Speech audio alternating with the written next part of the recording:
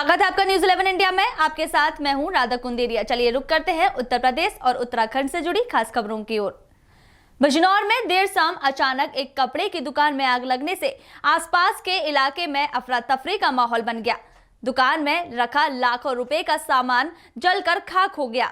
आग की सूचना मिलने पर मौके पर पहुंची फायर ब्रिगेड की टीम ने आग पर काबू पाया। बताया जा रहा है कि दुकान में आग शॉर्ट सर्किट की वजह से लगी थी। बिजनौर के नाजीवाबाद थाना क्षेत्र के कल्लूगंज मार्केट में देर रात दास क्लॉथ हाउस में आग लग गई। आग लगने से दुकानदारों व सामान खरीदने आए ग्राहकों में अफरा तफरी मच गई। कुछ ही समय में आग ने पूरी दुकान को अपने कब्जे में ले लिया। आग की लपटें इतनी तेज थीं कि दुकान की ऊपर की मंजिलें व नीचे की मंजिलों में आग की लपटें बाहर तक निकल कर आ रही थी।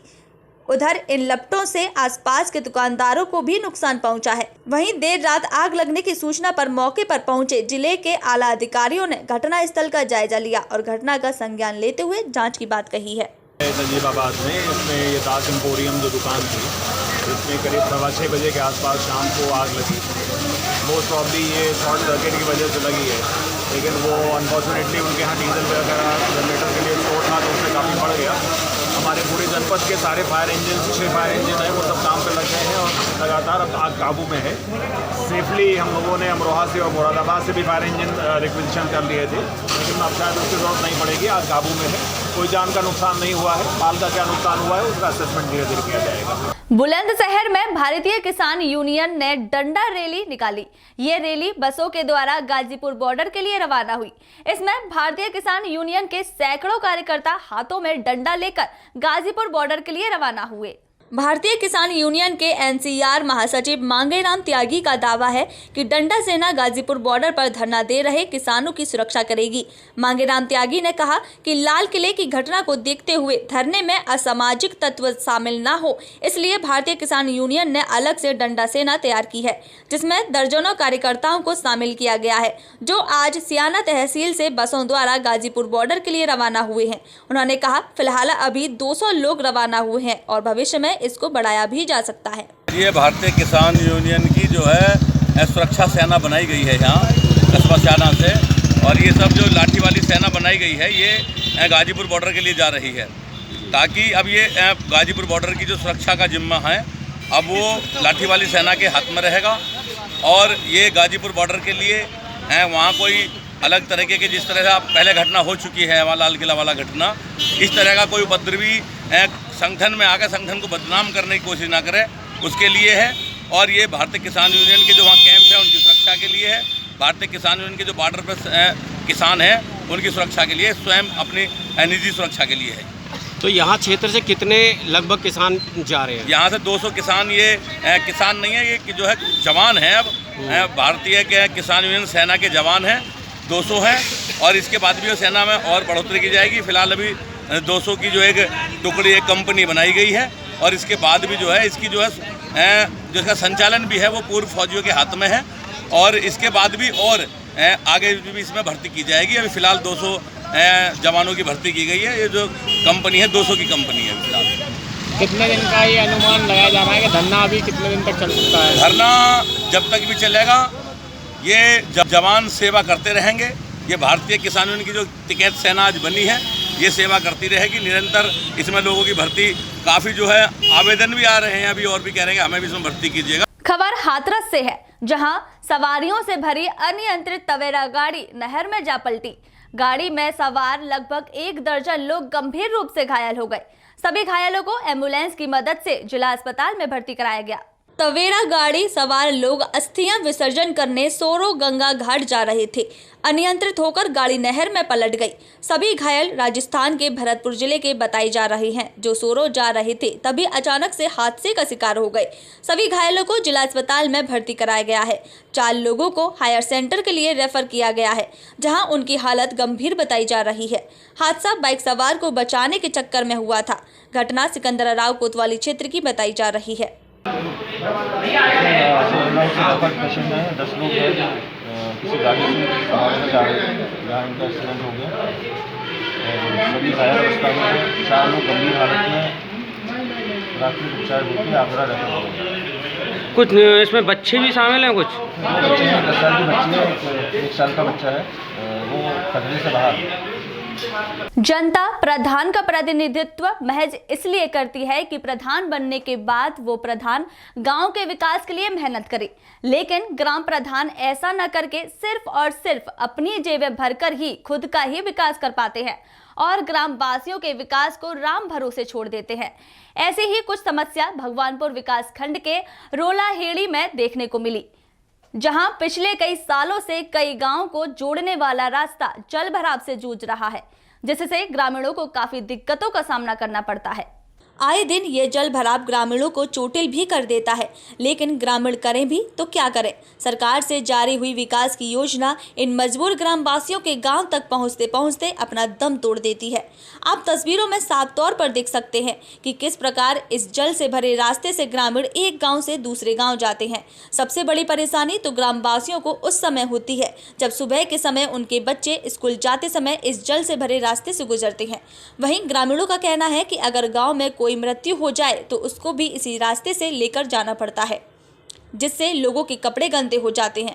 वहीं इस बारे में ग्राम प्रधानपति जीसान का कहना है कि इस रास्ते को पीडब्ल्यूडी से प्रस्तावित करा दिया गया है।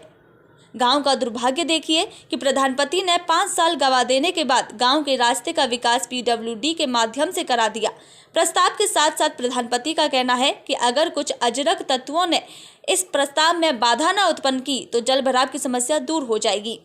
आपको बता दें कि इस बारे में भगवानपुर खंड विकास कुसुम डोवरियाल से बात की गई तो उनका कहना था कि इस पूरे मामले की जांच की जाएगी।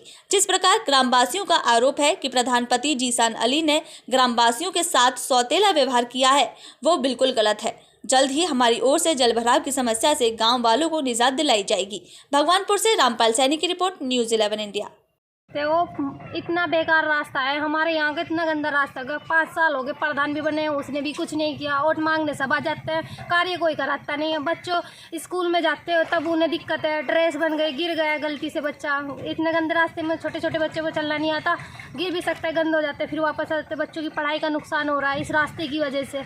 और जैसे वही कोई डेथ हो जाती है गाँव में, कब्रिस्तान में ले जाना है उनको दफनाने के लिए, उसमें भी दिक्कत है। पता नहीं कैसे कैसे करके लोग बाग गंदे कपड़े हो जाते हैं, पता नहीं कैसे ले जाते हैं। हमारे प्रधान जी आते जाते रहते हैं, उन्हें दिख नहीं रहा कि गांव का रास्ता इतना खराब हो रहा, करवा नहीं सकते सही देख के। जब उनके हाथ में है, अगर उनके नहीं मतलब वो नहीं करवा सकते तो फिर विधायक जी है, सांसद जी है, मतलब उन सब से बोल के तो करवा सकते हैं। नहीं उनकी जैसे कि भाई गांव के सरपंच है, देखो कितनी बेकार, इतना गंदा है बहुत ज़्यादा। गाँव के कोई बाहर का भी आता है करता है। गाड़ो वाली निवादा बोलता मैं बाजी दफ़े ऐसा हो जा, मेरा दूसरा भी रास्ता है निवादे का, उधर को ना निकल कर कभी कभी मैं इधर को भी निकल जाता हूँ। कोई मतलब समाज सेवी आदमी, तो मैं कई बार इस बार रास्ते में गिर भी चुका हूँ और कम से कम आधी किलोमीटर दूर पानी भरा पड़ा, जिससे कि यहाँ को चलने वाले बच्चे भी परेशान हैं, बड़े लोग भी। ना किसी प्रधान ने ध्यान दिया, ना किसी विधायक ने ध्यान दिया, ना आज तक सांसद ने ध्यान दिया, जबकि ये उन्हीं लोगों का काम। वोट ली और बस चले गए, उसके बाद इनके उन्हें देखते हैं इनका। फिलहाल भी इतना बुरा हाल है, देखो कितना बुरा हाल है लोगों का, के कपड़े खराब हो जाएंगे।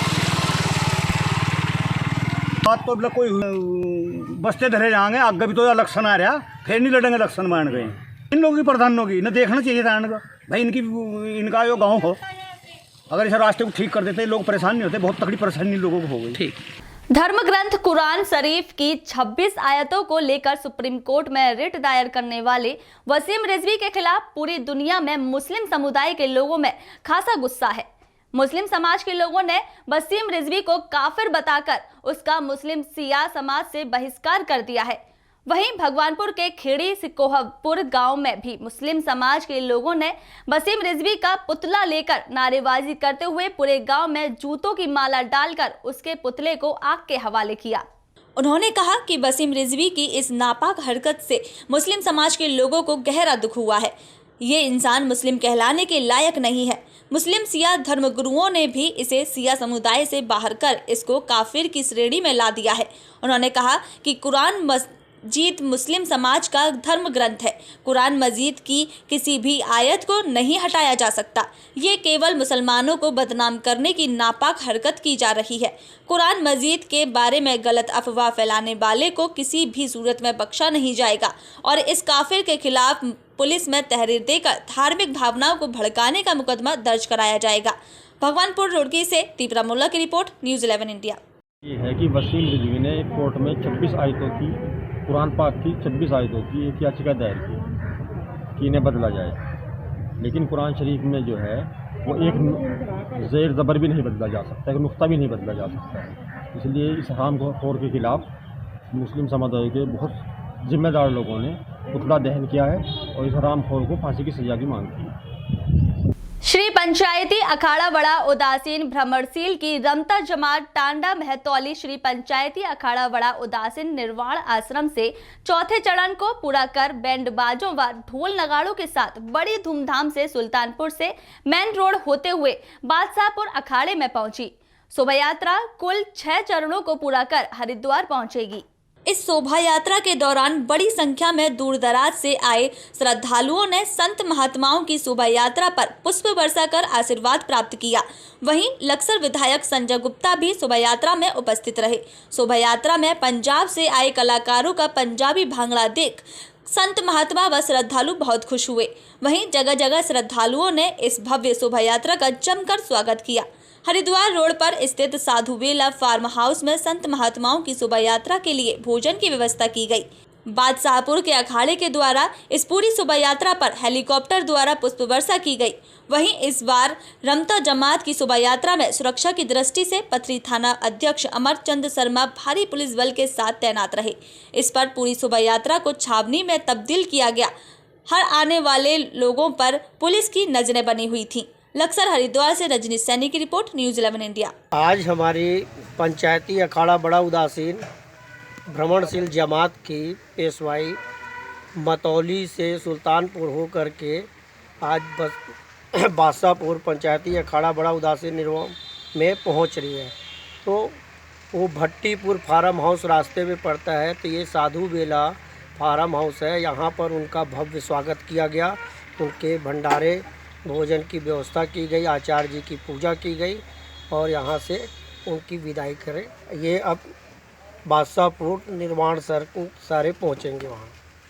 भगवानपुर के रायपुर औद्योगिक क्षेत्र में आत्महत्या का एक रहस्यमयी मामला सामने आया है, जिसमें भगवानपुर के रायपुर औद्योगिक क्षेत्र में काम करने वाले एक 20 वर्षीय युवक ने फांसी लगाकर आत्महत्या कर ली। मृतक युवक मध्य प्रदेश का बताया जा रहा है।